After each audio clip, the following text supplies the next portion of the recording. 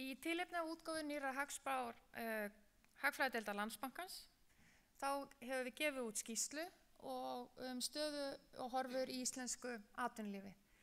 Daníel Svavarsson, forstöðumaður Hagfræðideildar Landsbankans, ætlar nú að fara yfir helstu niðurstöður skýrslunnar. Gjörðu svo vel, Daníel.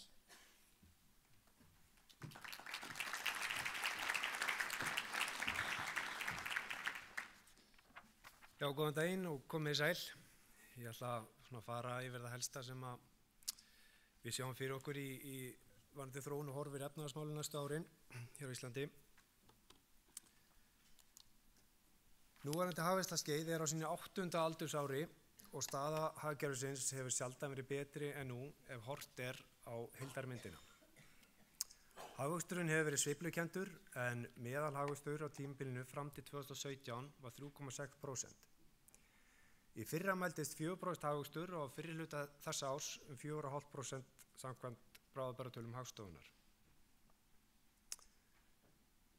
Hagvöxturinn hefur verið útfylgjandi drifinn með ferðaþjónustunni í fararbroddi en síðustu ár hefur vöxturinn í auknum mæli verið drifinn áfram af miklum vexti fjárfestingar og einkaneyslu.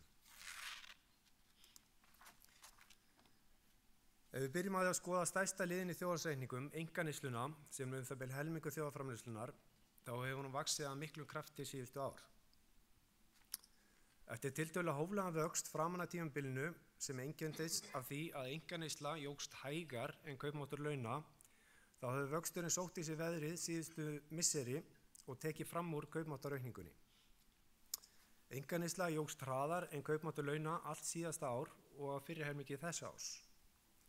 Síðustu fjórðunga hefur hins vegar hægt verulega bæði á vexti kaupmáttar og vexti einkaneyslunar. Flesti þættir sem hafa áhrif á þróun einkaneyslu hafa verið með hagstæðasta móti síðustu ár. Landsmönnum fjölgaði 3% í fyrra, atvinnuleysi er lágt og íbúðaverð hefur hækkað mikið, en það hefur jafnan jákvæð auðsáhrif í för með sér sem örvar einkaneyslu. Eftir því sem framleiðsluslakinn í hagkerfinu eykst á komandi árum munu atvinnuleysi aukast lítillega og í kjölfarið munu að öllum líkindum hægja á fjölgun erlendra ríkisborgara. Íbúðaverð hefur tvöfaldast frá árinu 2011 ef við gerum ráð fyrir mun hóflegri hækkun framöndan að meðaltali 5,5% á spátímanum. Kaupmáttur launa hefur hækkað ríflega 18% síðustu 3 ár sem meiri hækkun en síðustu 6 ár þar á undan þegar kaupmáttur launa jókst 16%. Við gerum ráð fyrir að hækkun launa verði mun hægari næstu 3 árin en undanfarin 3 ár.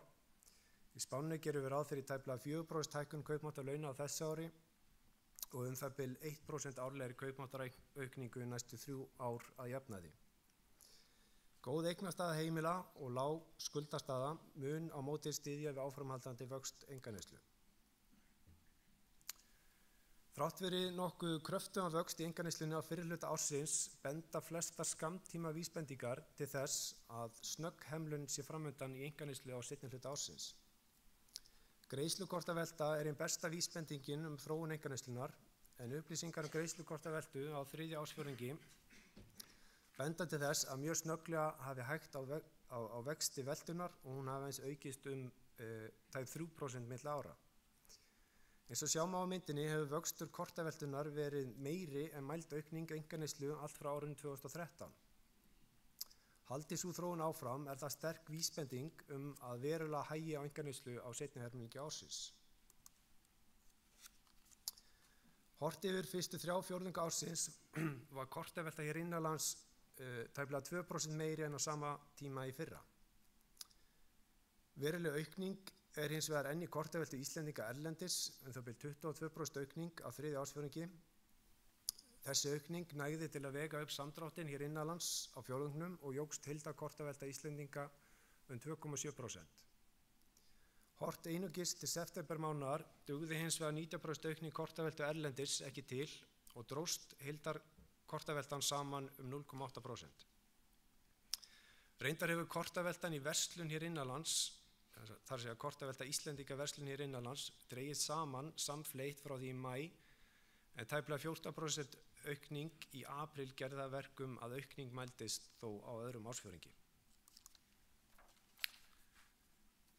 Allt frá árinu 2015 hefur meiri hluti almennings verið bjartsýnn á efnahagsástandið. Þetta breyttist mitt þetta ár og eru nú fleiri svartsýnir á framhaldið en bjartsýnir. Þetta endurspeglast einnig í könnunum fyrirhuguð stórkaup neytenda, færri fyrirhuga nú til að mynda bifreiðakaup en fyrir ári síðan, þótt svipaður fjöldi áformi ennþá að ferðast til útlanda á næsta ári. Allt bendir til þess að vaxtarhraði einkaneyslunar hafi náð hámarki. Hann verður þó væntanlega áfram kröftugur á yfirstandandi ári en svo hægir verulega á aukningunni næstu ár. Það skýrist fyrst og fremst af því að það dregur úr þenslu í hagkerfinu, atvinnuleysi eykst lítillega og það hægir á fjölgun erlendra ríkisborgara og kaupmáttaraukningu launa. Spá okkar gerir ráð fyrir að einkaneysla aukist 4,3% á þessu ári og 3%, rúmlega 3% að jafnaði á ári næstu 3 ári.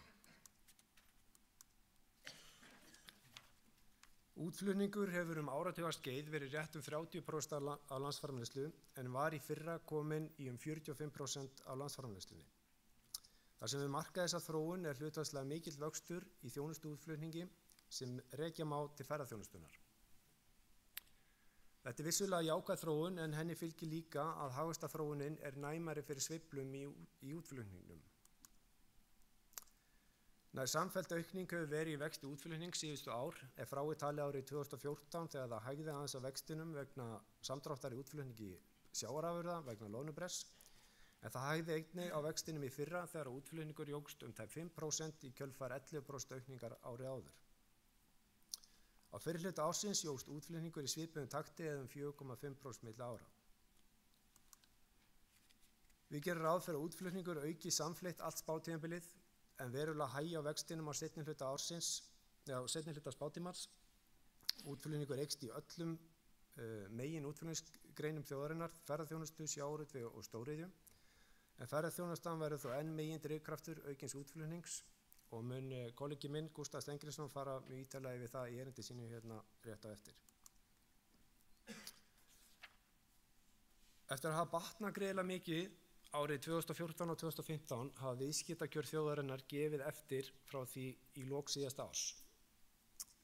Það sem hefur helst grafið undan viðskiptakjörunum mikil hækkun á heimsmarkaðsverði olíu, en það var einmitt lækkun olíu sem átti hvað stærsta hlut í bót viðskiptakjöra árið 2015. Það sem hefur þó dregið úr áhrifum olíuverðshækkunar á viðskiptakjörin að álverð hefur hækkað töluvert á síðustu misserum. Á síðasta ári hækkaði álverðin 23%, borið saman við fyrra ár og það sem af þessu ári hefur álverðið verið að meðaltali rúmlega 9% hærra en það var allt árið í fyrra. Samanlagður afgangur af viðskiptum við útlönd milli áranna 2014 og 2017 var rúmlega 550 milljarðar króna eða 140 milljarðar á ári að meðaltali. Þessar fjárhæðir eru háar og einsdæmi í hagsögu landsins. Viðvarandi afgangur af viðskiptum við útlönd hefur meðal annars gert það að verkum að erlend staða þjóðarbúsins hefur batnað verulega og nú orðið jákvæð. Auk þess sem Seðlabankinn hefur byggt upp veglegan gjaldeyrisforða. Mun hægari vöxtur útflutnings á komandi árum gerir það verkum að afgangur af viðskiptum við útlönd verður minni á næstu árum en síðustu ár. Samkvæmt spá okkar verður viðskiptajöfnuður jákvæður 50 milljarða á yfirstandandi ári og 30 milljarðar að meðaltali næstu 3 ár. Þetta heldur minni afgangur en við gerum ráð fyrir í maíspá okkar og skýrist breytingin að mestu leyti af því að viðskiptakjör hafa versnað meira en við byggust við í maí.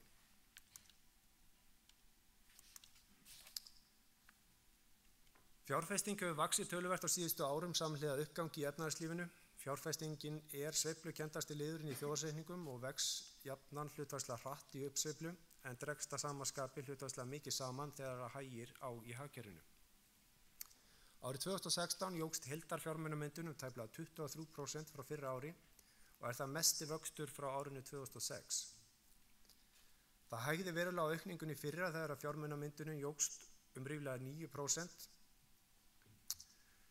Atvinnuvegafjárfestingin vegur langþyngst í fjármunamyndunni og því hafa allar hlutfallslega breytingar í atvinnuvegafjárfestingu mikil áhrif á vöxtinn í heild.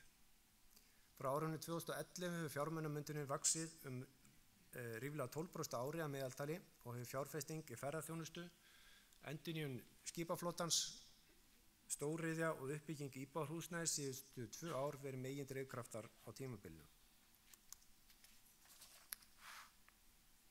Mat stjórnenda fyrirtækja á núverandi stöðu efnahagsmála almennt nokkuð góð þrátt fyrir að hafa lækkað umtalsvert síðustu mánuði.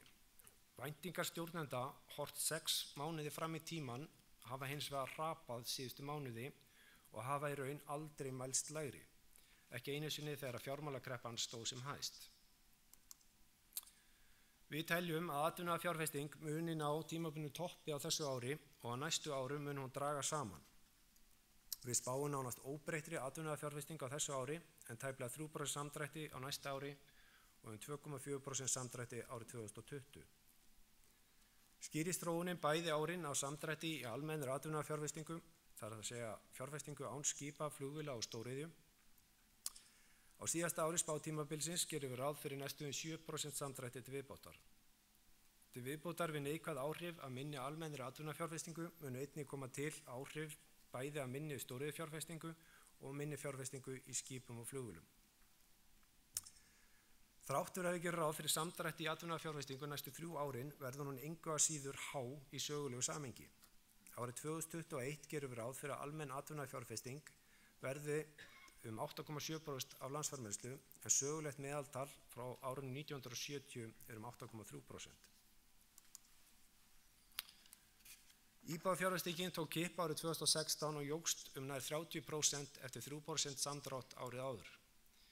Í fyrra jókst íbúðafjárfesting frekar 18% og útleiti fyrir að hún aukist allt að fjórðung af þessu ári miðað við fyrra ár.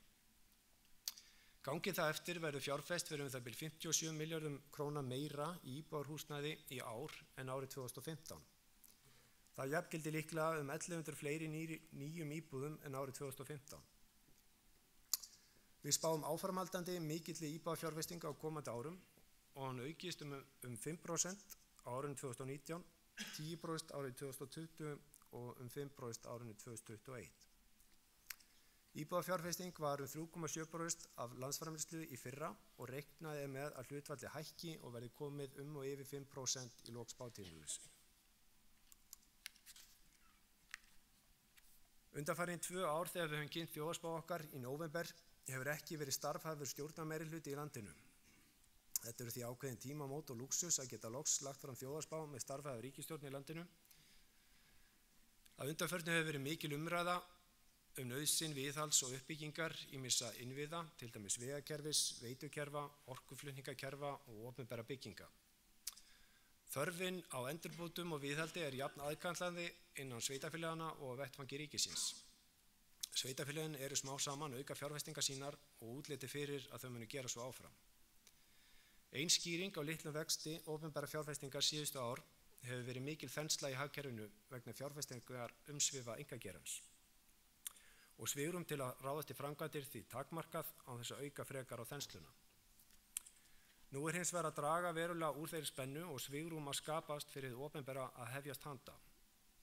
Við spáum því nokkuð örum vexti í opinberri fjárfestingu á komandi árum 18% á þessu ári og 10% aukningu næstu 2 ár og 5% árið 2021.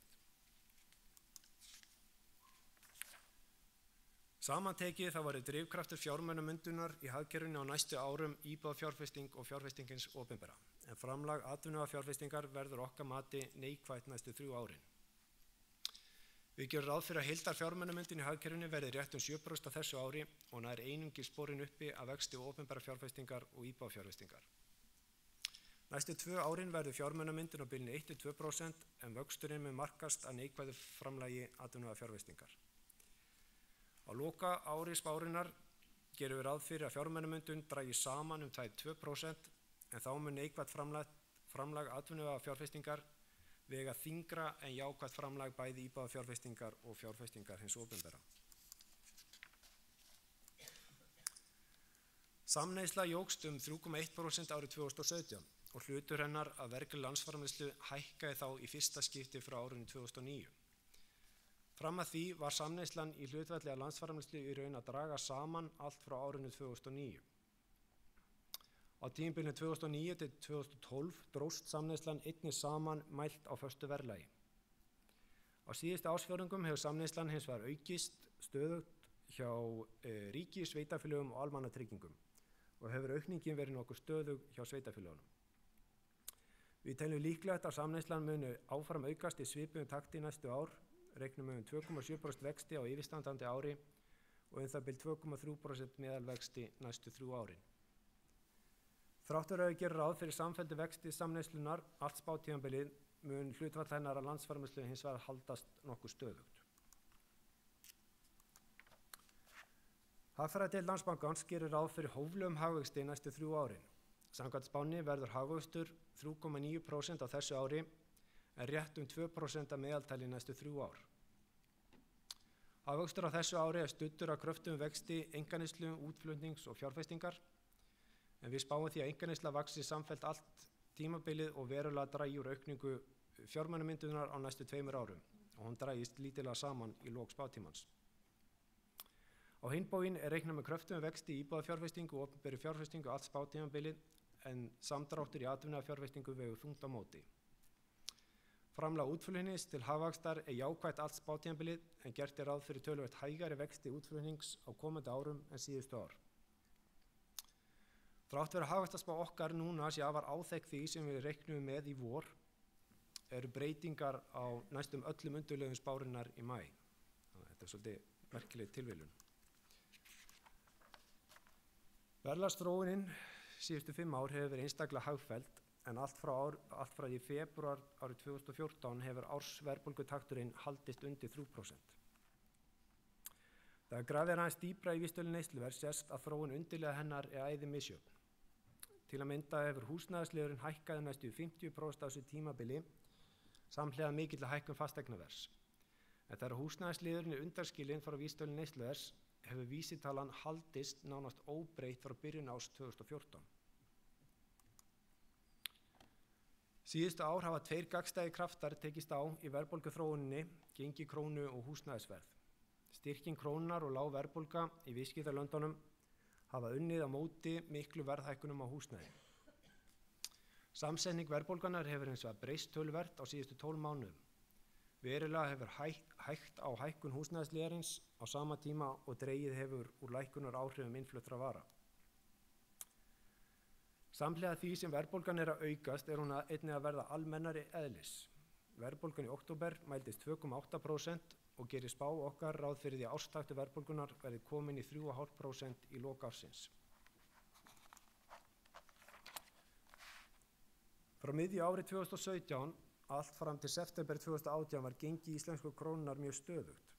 Síðustu vikur hafa hins vegar einkennst af mun meiri sviptingum á gjaldeyrismarkaði og gengi krónunnar hefur gefið talsvert eftir. Segja má að ómögulegt sé að spá réttilega fyrir þróun gjaldmiðla að minnstakosti til skemmri tíma.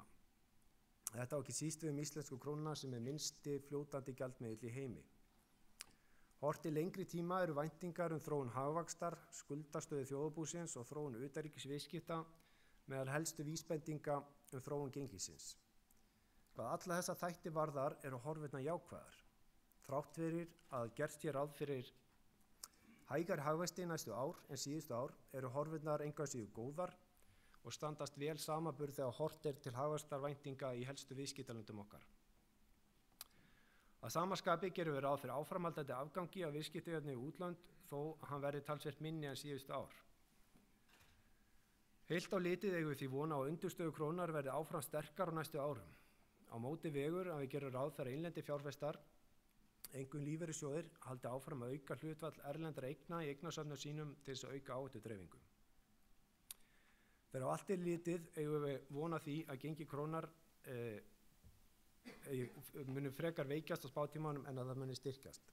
Við höfum hins vegar engar forsendur til að álykta að sú breyting verði veruleg miðað við núverandi gildi krónunnar. Í spánni gert ráð fyrir að gengi krónu gagnvart evru verði nálægt 140 í lok spátímans. Prófsteinn kom á verðbólguvæntingarnar mitt síðasta ár þegar að krónan lækkaði nokkuð skarpt. Verðbólguálag á skuldabréfamarkaði hækkaði tímabundið en eftir að krónan virtist að ná jafnvægi að nýju þá lækkaði verðbólguálag aftur að markmiði.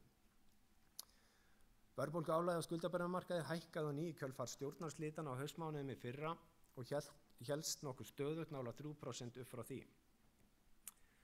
Verðbólguvæntingarnar tóku að hækka á ný í kjölfar veikingu krónunnar síðustu mánuði og mælast nú talsvert yfir verðbólgumarkmið Seðlabankans á alla mælikvarða. Hæstar eru þær miðað við verðbólguálag á skuldabréfamarkaði en þar mælast þær nú 4,5% til næstu 5 ára.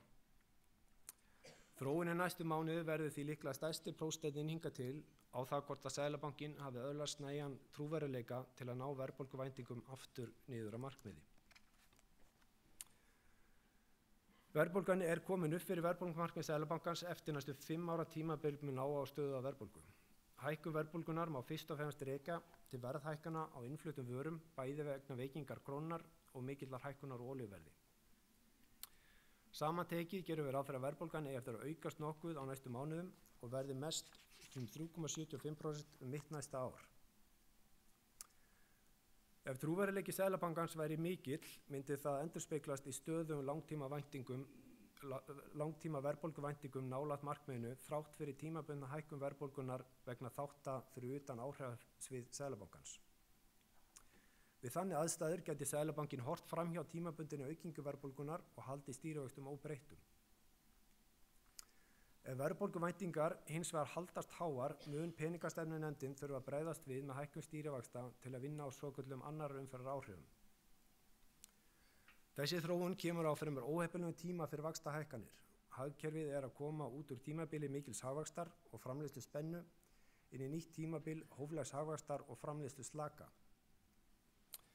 Undir venjulegum kringumstæðum, þar að segja með verðbólguvæntingarnar kyrfilega kjölfestar við verðbólgumarkmiði, þá væri peningastefnunefndin líklega að setja sig vaxtalækkunarstellingar til að mæta minnkandi spennu í þjóðarbúskapnum.